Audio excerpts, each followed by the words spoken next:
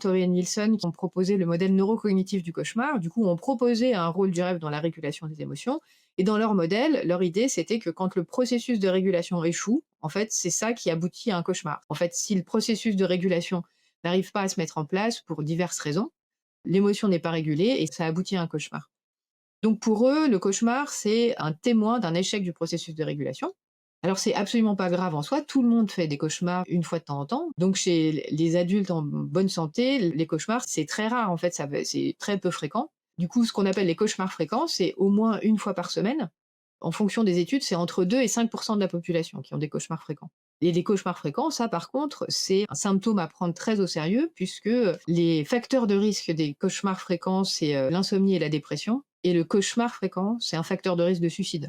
Il faut voir ça comme un témoin d'une souffrance psychologique qui est importante, qu'il faut prendre en compte. Il y a des stratégies, notamment comportementales, pour faire diminuer la fréquence des cauchemars. Du coup, il ne faut pas s'en priver. Il y a beaucoup de personnes qui pensent qu'en fait, on peut rien faire contre ces cauchemars. On peut tout à fait faire quelque chose sans faire nécessairement une psychanalyse ou une psychothérapie. Et c'est vraiment important de le faire, puisque en fait, si vous diminuez pas la fréquence de vos cauchemars, vous rentrez dans un cercle vicieux, vous craignez d'aller dormir, du coup, vous régulez moins bien vos émotions, du coup, tout s'aggrave. Donc, c'est vraiment très important de ne pas rester avec des cauchemars fréquents. Et je le redis, il y a des stratégies comportementales, donc non médicamenteuses, qui permettent de diminuer leur fréquence. Donc, c'est très important de le savoir, de prendre en compte ces cauchemars et de ne pas les laisser s'installer.